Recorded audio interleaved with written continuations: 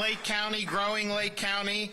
It's the place to be. So many people have been moving here and stuff, and I'm not begging people to do it, but that's just the way it is. And we're working on accelerating the roads to do all that. They just did the auxiliary lane on I-4. I mean, some of you may have to go in that direction, and honestly, it's been really, really helpful to do that, and that's going to be part of a larger project. But anyways, we talk about that another day. I'm great to be joined here today by our First Lady of Florida, my wife Casey, our Education Commissioner Manny Diaz, Superintendent of Schools here in Lake County, Diane Cornegie, Mary Magner, and Lakeisha Williamson are Hope Navigators with the Florida Department of Education, and Rachel Arashashvili, did I say it right? Almost.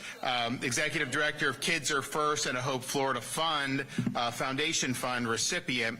So when it comes to education, we are working hard to set the standard. We have done it. We don't rest.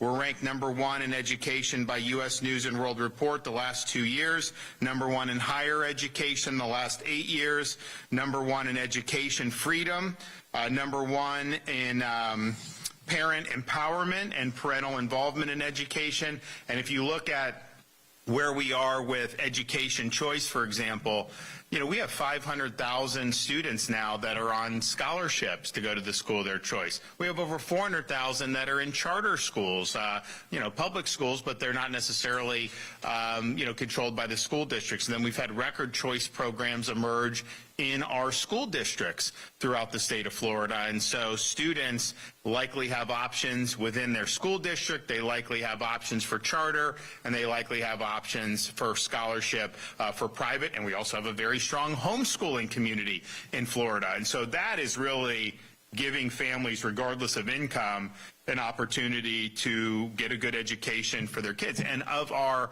private scholarships, we do have scholarships that go to students with unique abilities. And there are schools in Florida now that really exclusively focus on children with unique abilities. And that's been a huge game changer for so many families throughout the state of Florida. We also are proud of higher education, no tuition increases for in-state tuition since I've been governor. So the average in-state tuition is about $6,300 for Florida's public universities, and we have 4 universities in the top 50 public. University of Florida has been ranked in top 5, Florida State. We also have, of course, University of South Florida, and then Florida International University, and we have others that are doing well too. But you can go to a university as a Florida resident and not have to go into debt at all. And that's a huge, huge thing for young people. And then we have Bright Futures programs. So if you score high enough, you get no tuition costs. And then if you're rung below that, you get 75% off the tuition. So that is a huge deal. So we're graduating a lot of students with no or minimal debt, which, I don't care, what they're doing in some of these schools, but when they're charging, some of this stuff all in, room and board, is $80,000 to $100,000 a year. And I'm just thinking to myself, man, that is just not going to work. So we're really proud of what we've been able to do with that.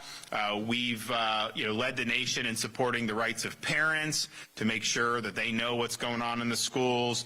We've made sure our universities are focused on education and not political indoctrination, and that's an ongoing issue that we continue to do. But I think you've seen Florida really lead the way in many, many good ways. And then even in K-12 funding, the current year's budget, we have the record per pupil spending, almost $9,000 per pupil. That's $240 more per pupil over the previous year.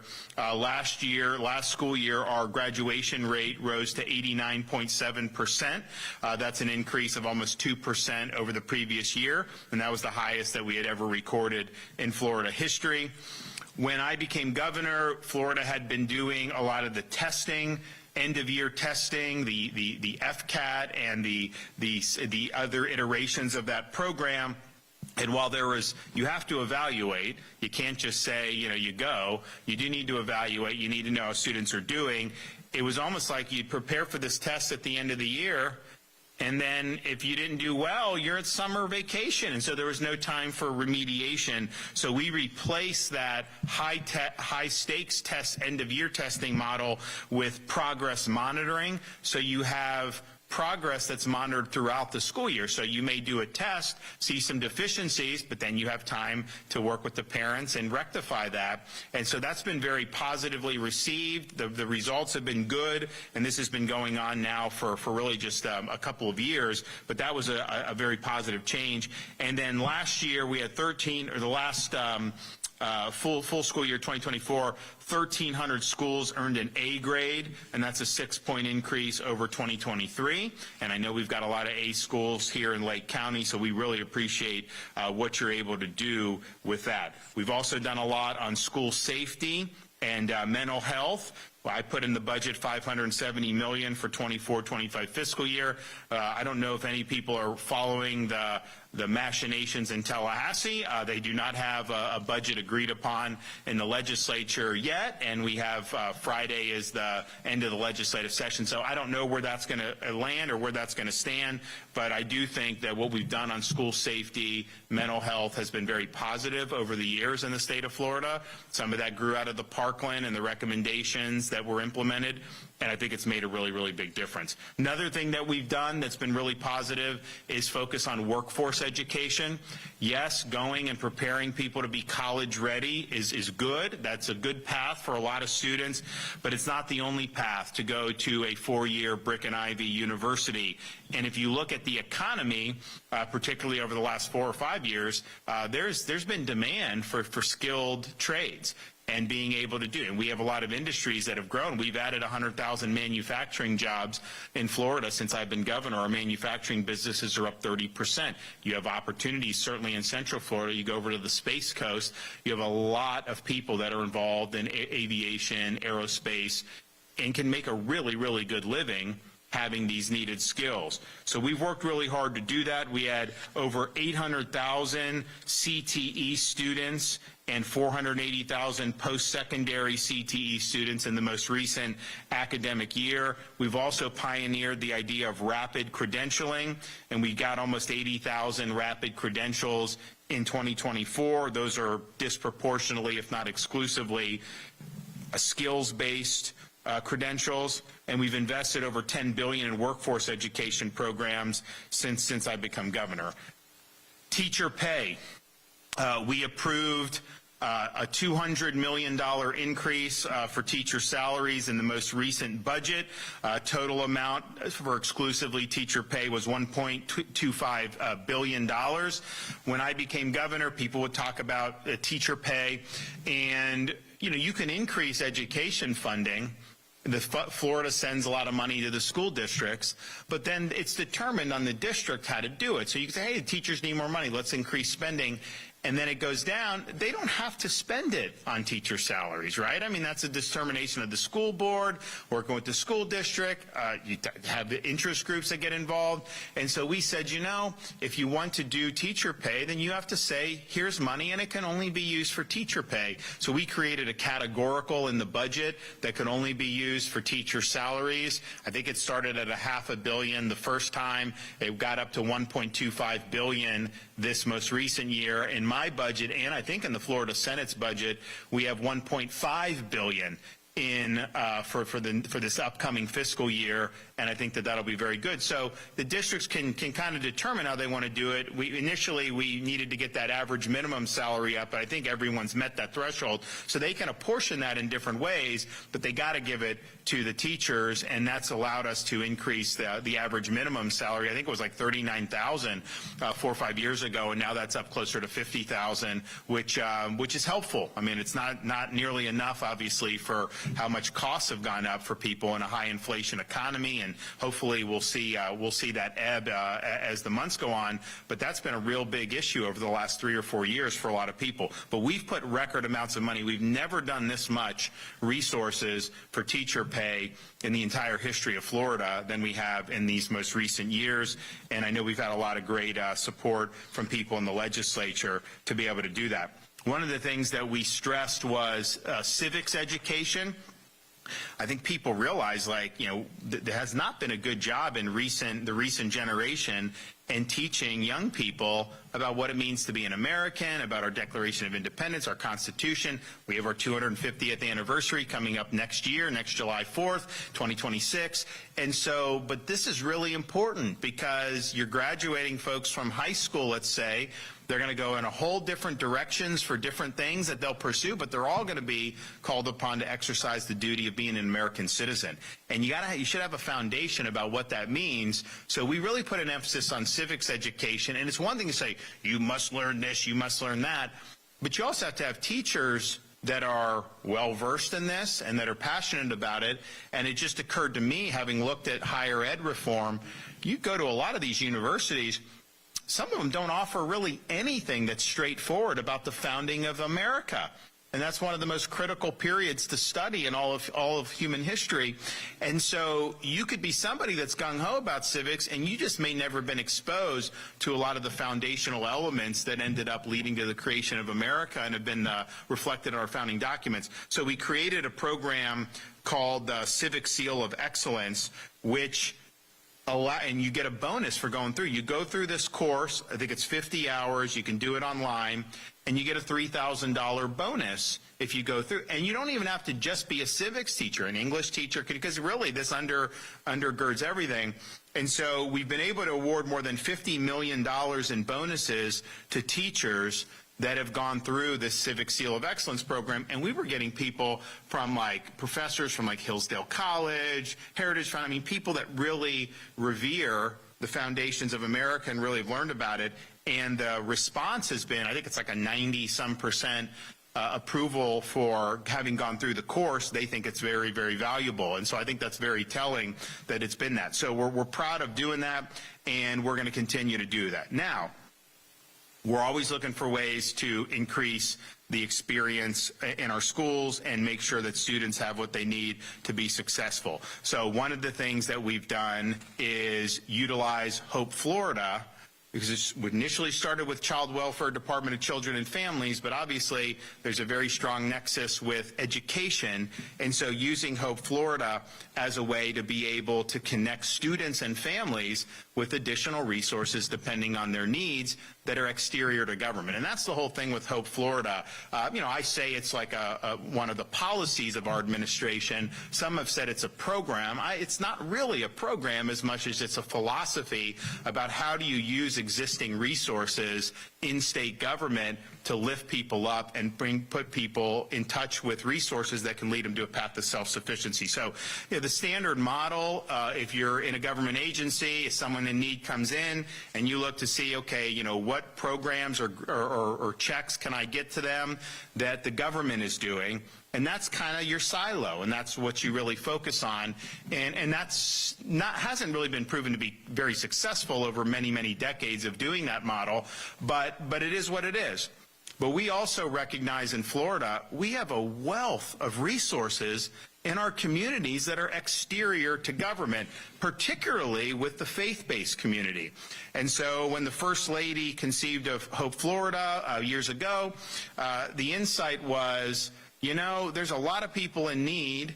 There's a lot of people that want to help people in need, but connecting the two is not always easy. And the people in need tend to not know where all the resources are outside of maybe going to try to see if there are government programs they can get on. And so Hope Florida has enlisted thousands and thousands of churches, businesses, charities, even individual volunteers to be a part of the program. These folks that are working for state government have been basically repurposed to be what we call Hope Navigators. And so rather than just focusing on getting people on as many government programs as possible, they come in. We now have this care portal. The needs can go in. It goes out to all the Hope Florida stakeholders, and boom, you can have folks come and help that have nothing to do with government and are no cost to the taxpayer. And so that model is much different, but it's a model that is more successful. So since Hope Florida has been instituted, there have been 30,000 people that have gotten off public assistance, and it's saved Florida taxpayers over $100 million. Now, that's good in terms of the taxpayer savings, and we're proud of what we've been able to do to run a good fiscal ship. I mean, for example, I put out some good graphs. We have we've been on this mission to retire as much of Florida's debt. So, yeah, over a 180-year period, states can rack up debt.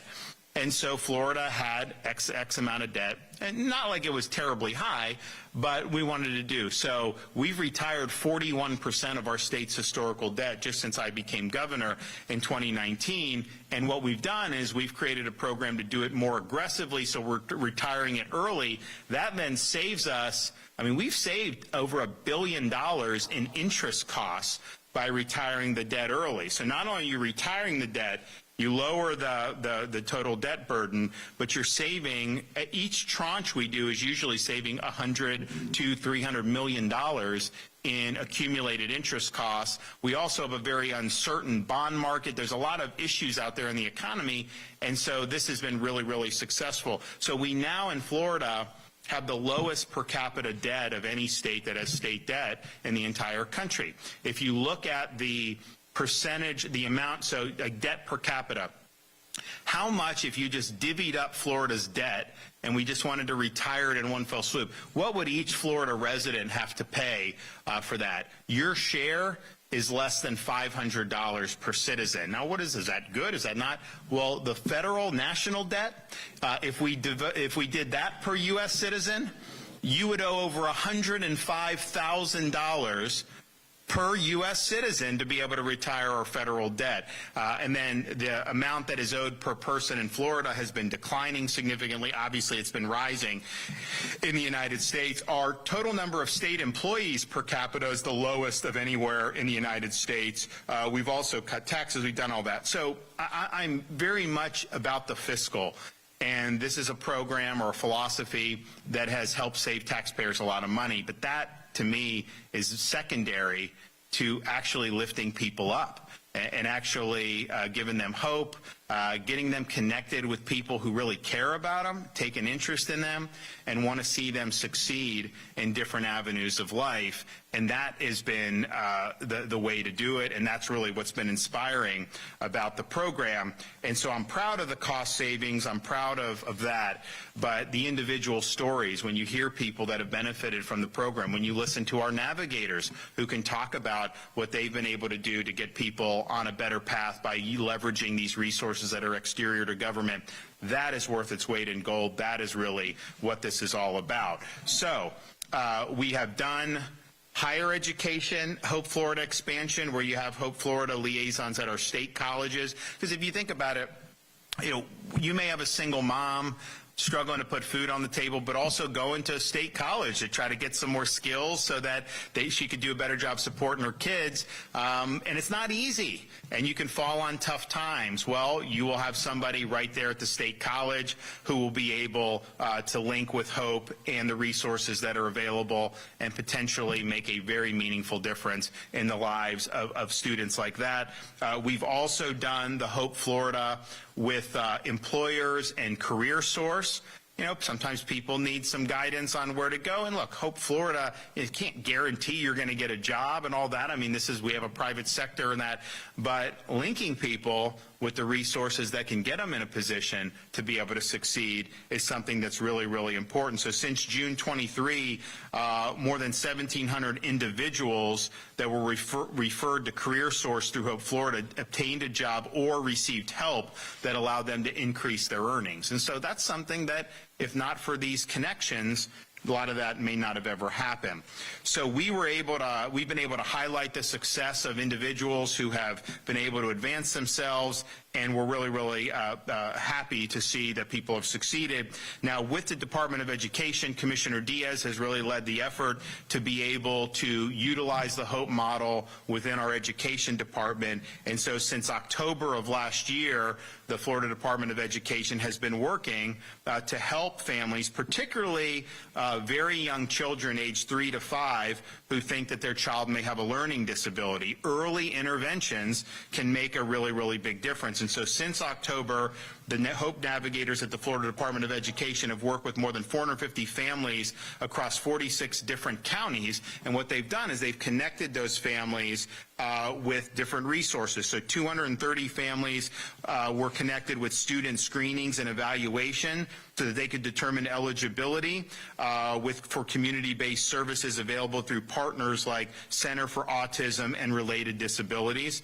120 families were helped with their school district administrators to improve student achievement. 70 families help with navigating school choice programs. 50 families help with continuing education and employment assistance, and 50 families with child care and early learning resources. We're going to be doing more with Hope Florida in the child care space in the coming days and weeks. And of course, FDOE here in Florida, they're really involved with the state colleges, having the liaisons there. They oversee our state colleges. So that brings us to today's announcement. So there's been a lot that's been done, a lot of positive momentum, but we want to keep it going. So we're happy to announce today that the Florida Department of Education is now working a pilot program that identifies and trains a Hope Florida liaison at each school in select school districts. So these liaisons will serve as a dedicated person on staff who can act as a point of contact for Hope Florida resources for students, parents, and staff, serves as a trained expert in the Hope Florida navigation,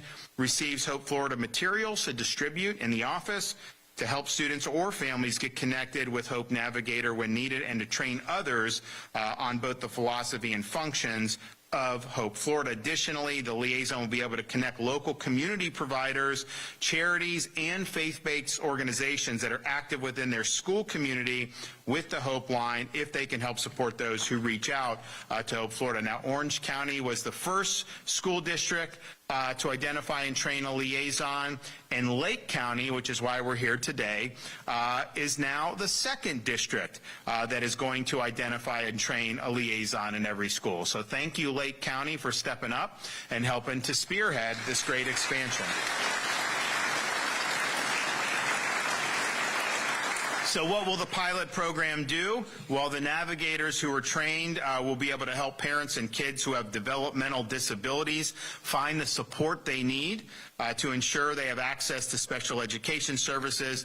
Navigators will also help with early intervention for children who have special needs, or even help families who may be having difficulties at home.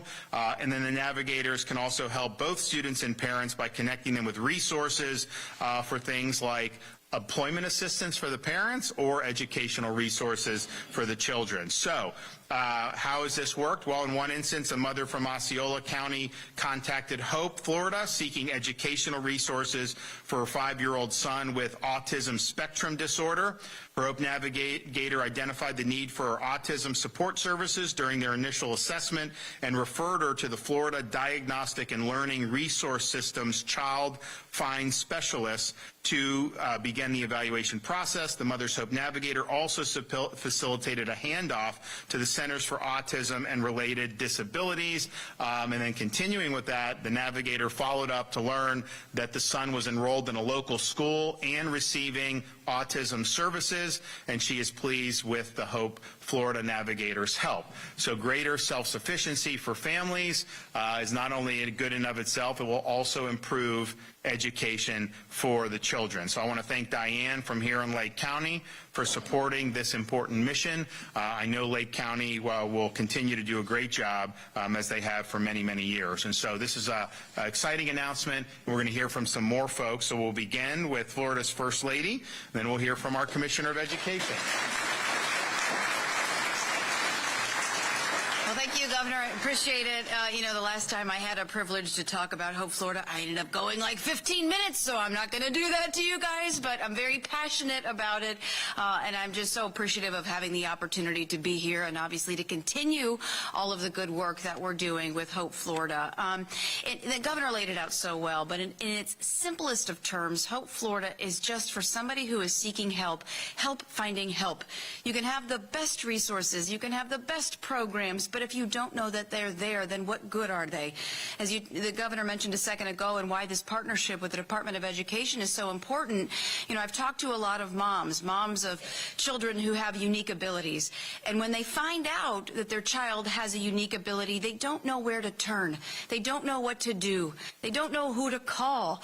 And so what we're trying to do is simplify the process. It's one number, and you can talk to a human. And that human can help you with subject matter expertise, be able to find the resources, and not only that, fellowship, right? Be able to find other people who have experienced certain things in their lives, and you have relatability, and you're able to make connections, and your children, they're able to prosper because you're bringing the connection together. The Hope Florida model, and that's really what it is. The governor mentioned it. It's not a program. It's a philosophy. It's an idea about how can we truly help people in need in society, whether it's our veterans, whether it's children, whether it's a single mom. How can we do that and look outside of government? How can we utilize the nonprofits, meet immediate needs? How can we see what's there on the ground already? And how can we embrace the faith-based community? Because we're the first state in the nation to do that. We have 16.5 million people of faith across the state of Florida. They're there. They're willing and able to help. They just need to know where to look. And some of these people who are in need of help, they need to know that there are other people there willing to help. And so when you make that connection, it's a beautiful thing. And we're able to get away from government and see all of the resources and love and hope that's there in the communities. It's always been there. I mean, you're really able to unlock some pretty neat potential, and it's really special having the opportunity to see it up first. So I would just say with this, for anybody who needs help, calling that number, going to hopeflorida.com to be able to talk to somebody, I think that is your first big step. But then I would also say anybody who wants to be a part of the solution. This is something else that's important. You know, the governor was talking about the care portal technology and embracing the faith-based communities. Did you know if you go to Hope Florida right now and you log down, I want to help, and you go down and you look at the various things that are on the website, you can see how I can get involved and meet immediate needs in my community. So I was looking at this yesterday. There are needs right now in Orlando for a mom who needs cleaning supplies. Don't tell me for a second that people in this room wouldn't do that, or the faith-based communities or the private. They would. So being able to see that firsthand and meet those needs is a really powerful thing. So it's nothing more than embracing what's always been there. It's the connective tissue that we're doing behind the scenes to facilitate those opportunities. And so it's really been a privilege and an honor to spearhead this, and we're going to continue to do it and continue to grow, because this is a model yet again for the nation. So thank you. Okay.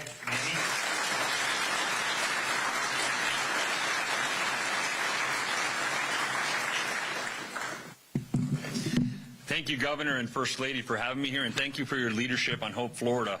As you heard the governor say, not only has Hope Florida been able to help thousands across the state long-term and finding self-sufficiency, but when we've added these navigators here at the Department of Education, and you'll hear from some of our great navigators today on some of these services, they're fully equipped to be able to connect. When you think about you have a family where you have a desperation of having a child that's in need of special services with unique abilities or anything else, and being able to call the department and have our navigators connect them with those direct services.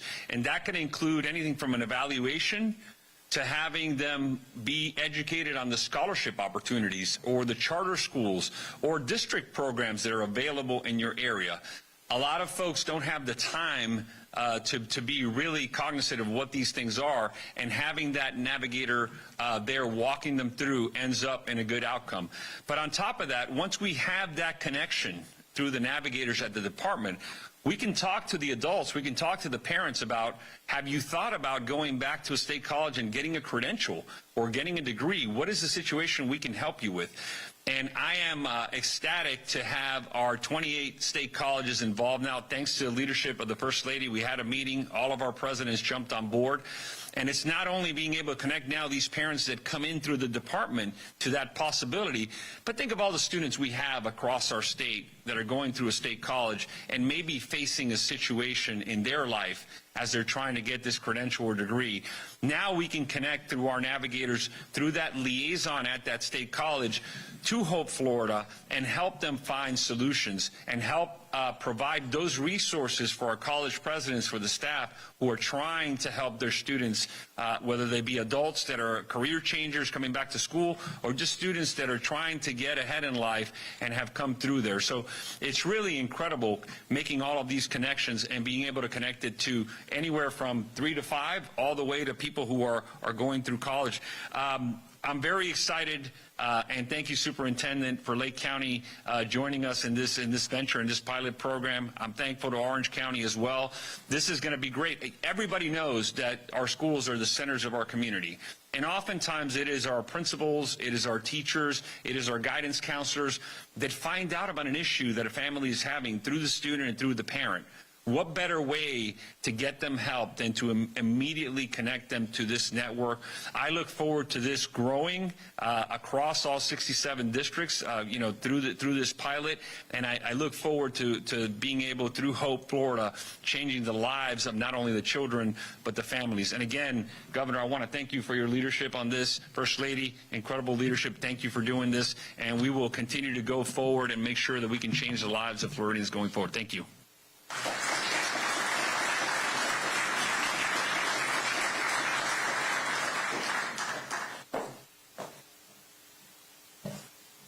Well, good afternoon. I am Diane Cornegie, and I am the very proud superintendent of Lake County Schools. And on behalf of Lake County, we are honored to welcome these state leaders here today, who, like all of us here in Lake County, are committed to Florida's families, our students, and dedicated to making a positive impact in our communities. Today, we recognize your leadership. And through this initiative, we know that it holds great promise for the children and the families of Lake County and all across the state. Hope Florida, as you've heard, is designed to provide essential support, resources, and opportunities for the young people facing challenges in their personal lives.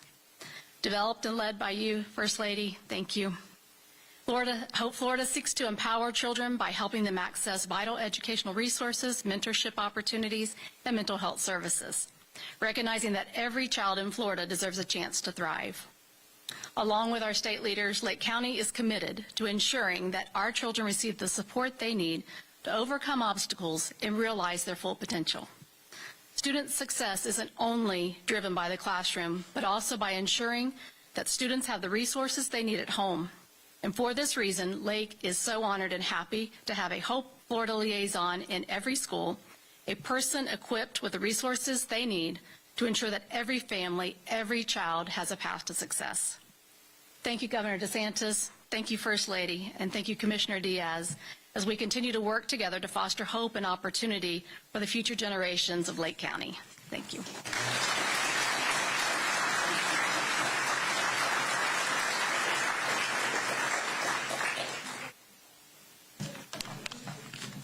Hello. First off, thank you to the Governor and especially to the First Lady for allowing me to represent Hope Florida's Department of Education navigators today. My name is Mary Magner, and I am here not just as a representative, but as someone who walks in the same shoes as many of the families that we help. I'm a single mom raising a 3-year-old, juggling the same daily challenges that so many Floridians face. Every day at Hope Florida, we're building bridges and connecting families with the private sector, the public agencies, nonprofits, and our faith-based communities. But behind all of the technical stuff, there is something much more personal happening. Before joining Hope Florida, I spent several years working with the Department of Juvenile Justice, where I saw firsthand how early intervention and proper supports can change the trajectory of a young person's life. That experience showed me that connecting families with resources before the crisis points are essential, and it's what drives my passion for the preventative work that I do now. Our team in the Department of Education actually works within the Bureau of Exceptional Education and Student Services, which means we have a special focus on supporting families who have children with disabilities. The system of support available to these families is incredible, but it is also overwhelming. Most folks simply don't know where to start, and that's where we come in. As navigators, we get to effectively deliver that person-centered support by prioritizing individualized goals and creating meaningful and lasting connections and support systems. I remember helping a single dad whose 3-year-old had just been diagnosed with autism, and I saw a lot of myself in him. We got him in touch with CARD, the Center for Autism and Related Disabilities, along with our Florida Diagnostic and Learning Resources Systems, to start setting up those needed educational supports. And it's those kind of connections that most people simply do not know are out there that Hope Florida helps build the bridges with. Ultimately, these aren't just cases, they're neighbors, friends, and sometimes they're even us, because at some point we all need help. And that's exactly why Hope Florida exists, is to be there when that moment comes, to offer the assistance and genuine hope. So thank you. Good job.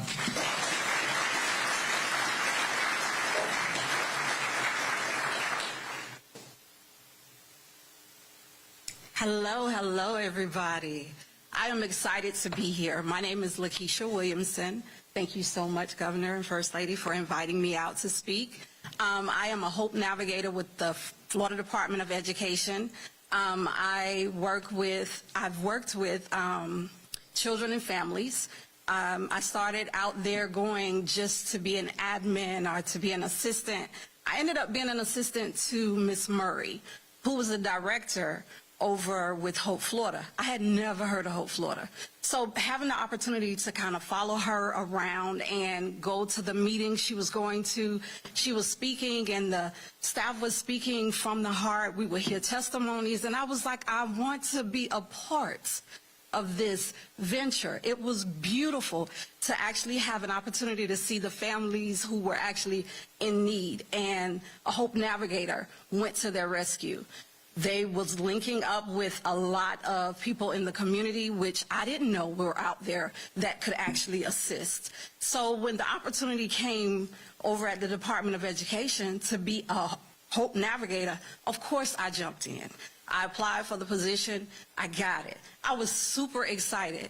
One of the things that I really learned is that it is so many of us, and I say us because I'm included in that number, who don't know where to go, who don't know where to start. Where do you start looking when your child has issues? I had a parent to come to me. She called in on the Hope line. She came in and she was like, I'm working part-time. They want to give me a full-time position. I have 2 little ones. They're in daycare, but they're in daycare only part-time. I need full-time care. I don't know what to do. I don't know who I need to speak with.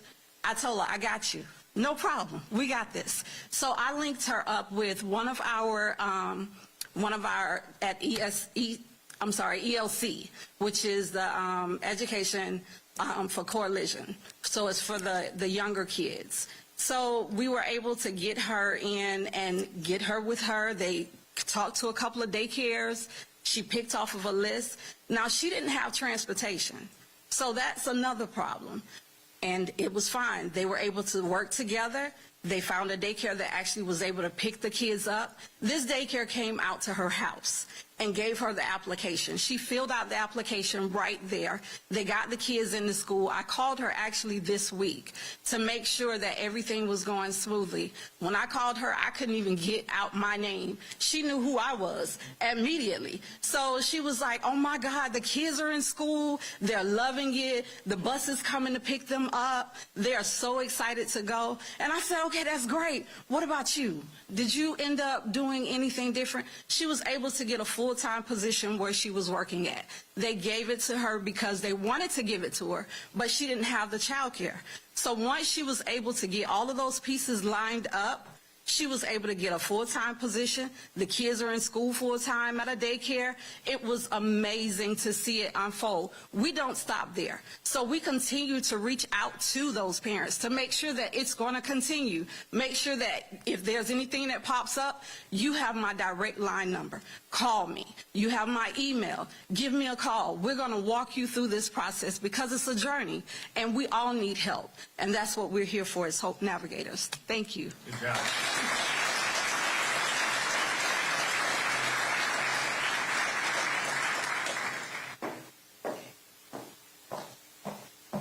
Good afternoon, everyone. My name is Rachel Arazashvili. I think you did very well, Governor. I had to learn how to say it myself. It is an honor to be here today in Fruitland Park. I have to say it's the first time I've ever heard of it and the first time I'm ever here, but a wonderful memory to last a lifetime. Before I begin, I do want to extend a heartfelt gratitude to First Lady and Governor for not only allowing me to share my story, but also for the steadfast leadership that you bring to Florida and how we are prospering and your willingness to do so. Again, my name is Rachel Arazashvili. I am I'm a proud wife, a mother of 2 sons, one who served the military and served our country proudly, and one that's here with me today. I am the executive director of Kids Are First, the founder of KR Fashions. We are a nonprofit organization that have served as the nonprofit for the Guardian Ad Litem program in the 7th Circuit Court in Volusia County, Putnam, St. John's, Flagler, for over 23 years. We are a nonprofit 100% voluntary. So all of our members, all of our individuals that participate is on a voluntary basis, so nobody gets paid.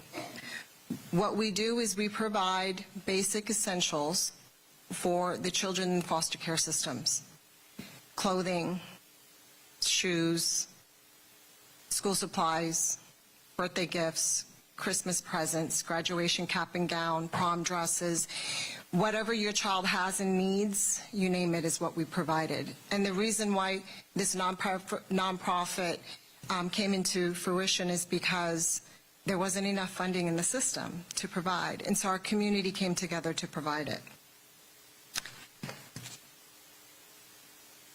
Our connection with Florida, Hope Florida, began a few years ago when we received an award of funding that supported what we did. And it came at such a crucial moment for our nonprofit. And it was truly a blessing that allowed us to continue to serve the needs of our community and also solidify our service to the community.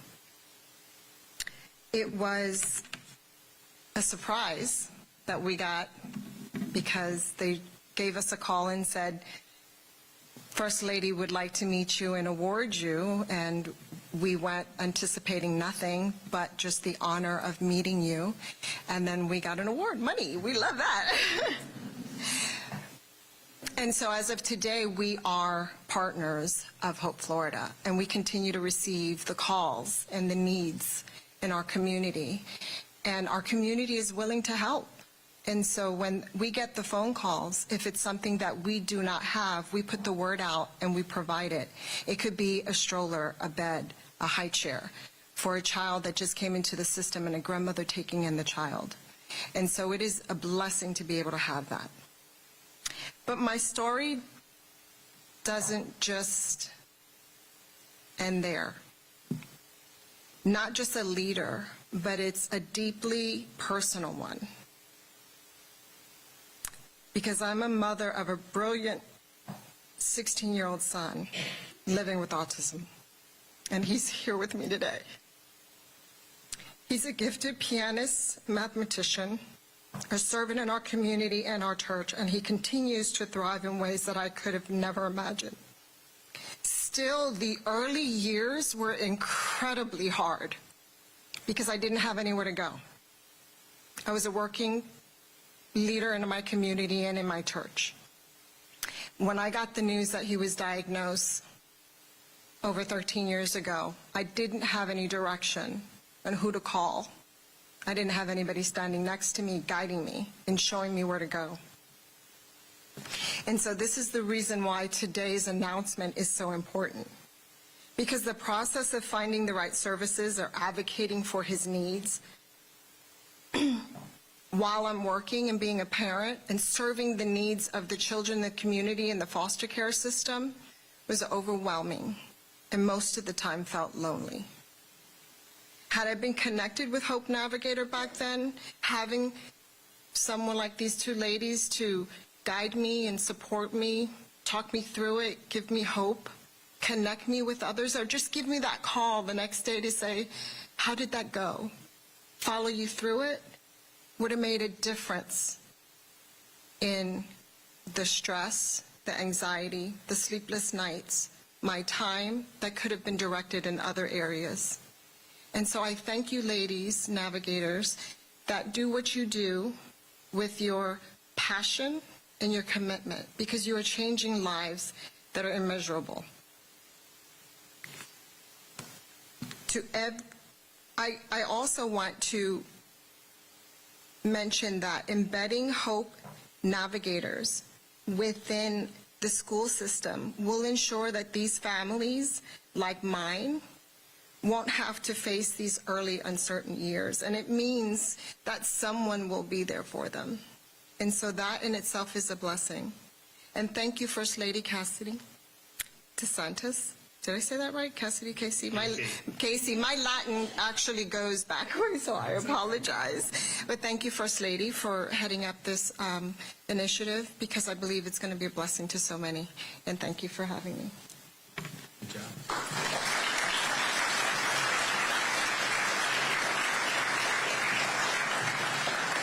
We appreciate everyone that's involved. You know, when you're dealing with different issues, if someone needs, you know, like we had the Hurricane Ian, and it knocked out, you know, a couple of the causeway and one of the bridges. Like, you know, not that that's easy, but like you either rebuild the bridge or you don't, right? I mean, it's pretty much, you know, when we did the one in 3 days, we did the other one very quickly, and people were happy with that. But you know what you got to do, you do it, right? When you're talking about someone in need, it's not like you can just write a check and be guaranteed that those folks are going to end up broadening their horizons. There's a lot of different things that go into it. And I just don't think that ultimately you can have a sustainable model if you're not enlisting all these great partners in the community, whether it's our charities, our faith-based groups, whether it's private businesses who want to help. I mean, how many businesses want to help veterans who are in need? Individuals who want to volunteer their time. So it's much more difficult. The problems are much more difficult. They're not as susceptible to easy solutions.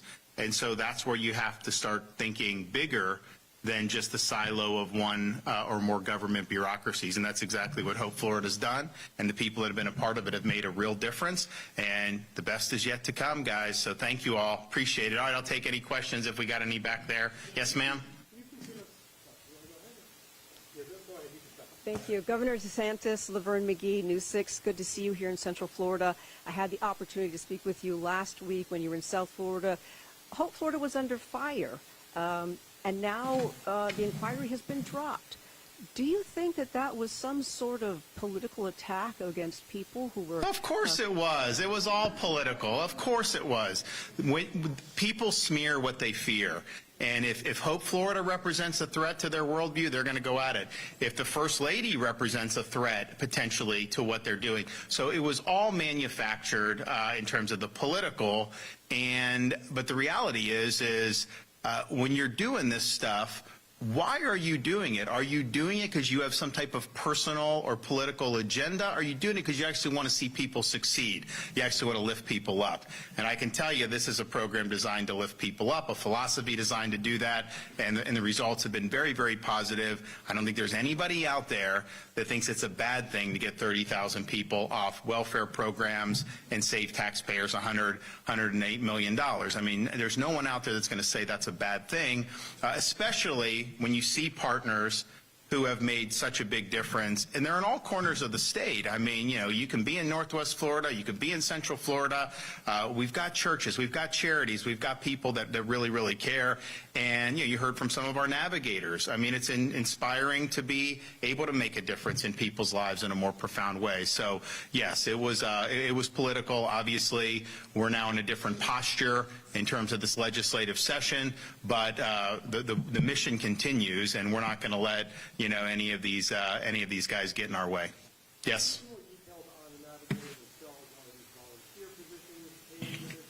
So what it is, yeah, I mean, it's a great question because I think a lot of people don't know.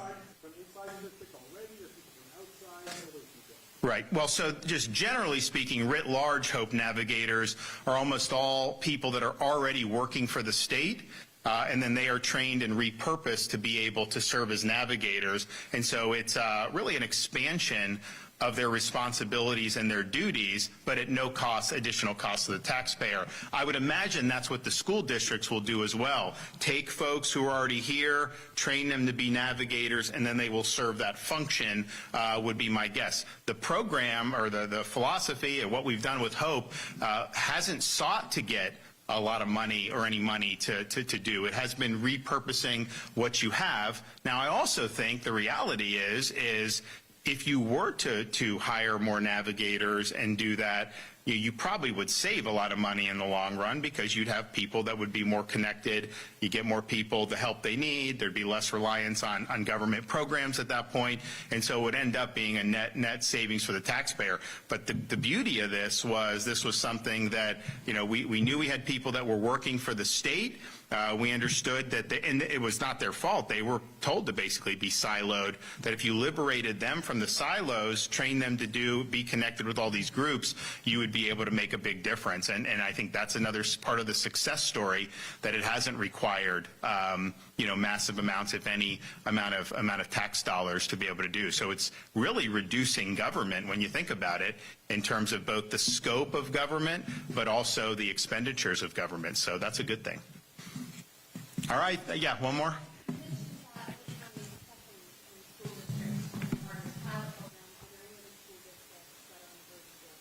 Manny?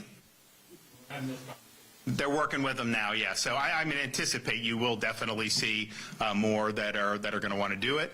And we're getting towards, of course, the end of the school year now. So I would imagine in the fall we probably will have some more announcements with some folks that will want to do it. Just wanted to follow up with you on the budget. Do you think it will be passed? And I know you've worked hard this session to work with your fellow legislators. Do you think we'll see a budget? Well, you're not going to see a budget passed by the end of session, which is Friday, because they just don't have enough time to do it. I'll leave it to the leaders of the House and Senate to provide the update on where they think they are. My sense is that they haven't really been close to doing it. But here's just what I would say. This is not at this point rocket science, guys. We have 6 years of showing how it's done. And I wouldn't have been able to do the things I did if I didn't have good partners in the legislature, House and Senate, all 6 years. We had great partners in the leadership. And so now we're in a situation.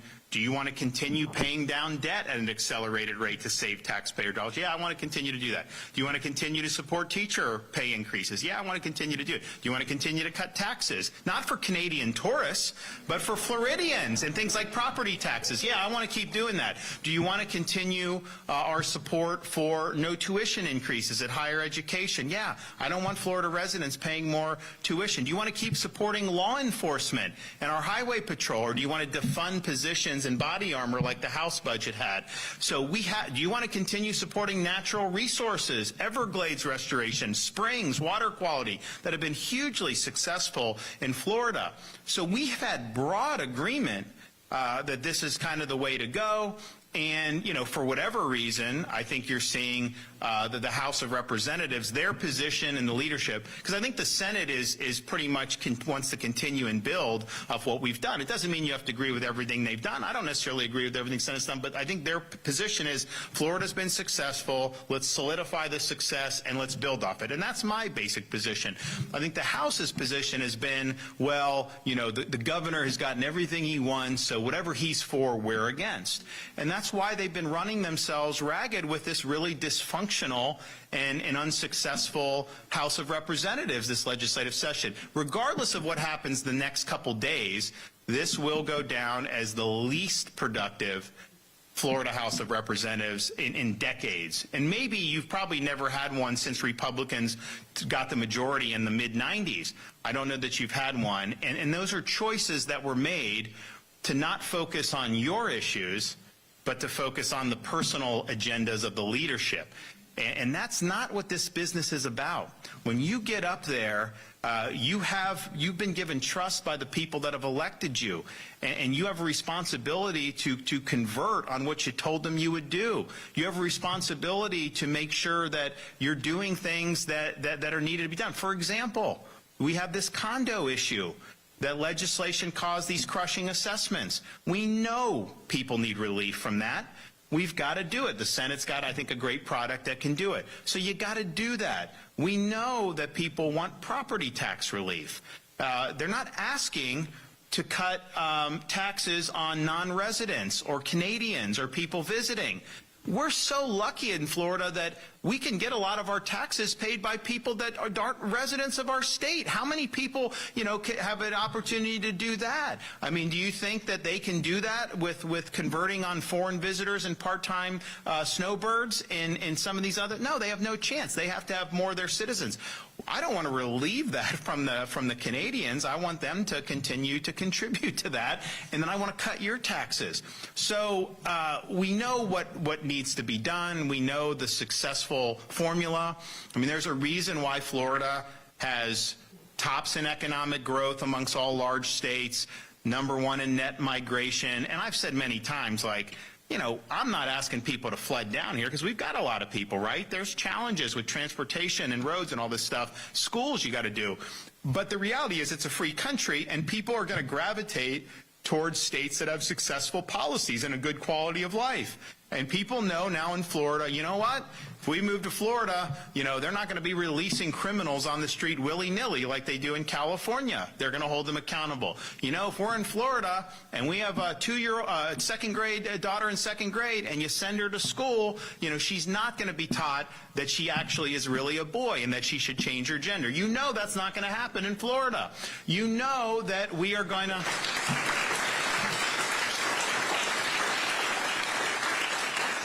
that we're going to take our responsibilities seriously with respect to protecting taxpayers, not having an income tax, reducing taxes. We're going to have budget surpluses. We're going to pay down debt. You just know all that stuff. So obviously there's a lot of people that find that attractive. So what you should be doing, what the voters elected these members to do, is to solidify that success and build off of it. They did not elect any members of the House of Representatives, certainly in Republicans. They didn't elect a single one of them to sabotage the achievements and to sabotage the success, but that has been their posture and what they want to do. So I don't know what's going to happen between now and Friday, but I will tell you this legislative session, there's been a glaring distinction between the Senate conducting business in a way that is mature, that is professional, that is seeking to build off the success. And again, I don't agree with everything they've done, but they got elected, and you can kind of do. Where I think the House has been more, based on personal agendas, vendettas. I think it's been petty, and that is not the way to do business. They are failing you when they let that drive their behavior. So this will be the first time that that we may not have a budget. I mean, they've been late a couple days in the past since I've been governor. Last 2 years, I know they were out at noon on Friday pretty much, and they got it done. So that's not going to happen. There will not be a budget passed in the legislature when the legislative session expires on Friday. How that then gets resolved, we'll work through it. But I just think that folks just need to be very clear on what's happened here. Why has the legislative session had a lot of these turns? And it's because you've seen a much different set of behaviors in the Florida House of Representatives than you have seen amongst the legislative chambers, certainly for the last 6 years. Manny knows more. I think he would say even before I was governor, you never really saw anything like you've seen with the current Florida House of Representatives, and that's not serving you. And that's what this thing's about. I don't need any credit for anything. I mean, we've done a lot since I've been governor. We've done more than any other governor, and I'm proud of that. But at the same time, put forward good ideas. Focus on your constituents. Show why you're doing well for Florida. It's not about you. It's ultimately about the people that you represent, and I think that's gotten lost in this House agenda during this legislative session. I don't think that the actual people that sent them them there have been the focus of their attention. I think they're trying to settle scores. I think they're trying to do these machinations. I think they have personal agendas at stake, and that you will not succeed if that's how you do. So it'll get resolved one way or another. It will not be fully resolved by Friday under any set of circumstances. But once the session ends, if they don't extend, if they don't have a deal handy, then these members in the House are going to go back to their districts. And I think, and I know voters are focused on a lot of other things, but they're going to have to answer to the voters about, hey, why did you vote to reverse the high conservative higher education forms that we've done in Florida? Why do you want to allow institutional capture of the universities by the left again? But you voted for that in the Florida House. Why did you try to stop the governor for my immigration enforcement proposals? You actually voted in the House this failed amnesty bill to make Florida de facto sanctuary state. Why did you vote for that? Why didn't you support the governor from day one and support the president on that? We're doing this Operation Tidal Wave right now. Massive operation, state, local, federal. Why? Well, you campaigned saying you were strong on immigration, and yet you voted that way. Why did you join with Democrats to undo $60 million of cost savings that I instituted in the budget last June, including $56 million for yourself in the legislature, so-called legislative services? Is that fiscally responsible, conservative? Why are you doing that? Why are you doing some of these things that you've been doing? And it doesn't make sense. It's not consistent with what the House has been doing for the previous 6 years. And I've said, look, I get the focus, no matter, I'm the subject of attacks, but when things happen in Florida, people will say, the governor, signing the bill, that gets a lot of the attention. But I've said for the last 6 years, we've had the most productive legislature of any state in the country. And I would put the House for those 6 years across 3 different speakers as the most productive House of Representatives in the country. In addition to the Senate, you obviously can't say that so far this year in this legislative session. Them's the facts. That's just the reality. You can't sugarcoat it. We can sit here and have a song and dance, but these guys have been able to do a very good job in the past. They have not been able to get the job done this time. And so, hopefully, we have a situation where people will see the light and be more productive, because this is ultimately about you. It's not about the people in Tallahassee. We're just agents to be able to bring about positive results for the people that we represent. And we've had a great track record of doing that. I put it up to any other state, soup to nuts, second to none. Yet, here we are dealing with this dysfunctionality. So stay tuned on that. I think it's fair to say that I will have a little bit more to say on this as the days go on. Thanks, everybody. Appreciate it.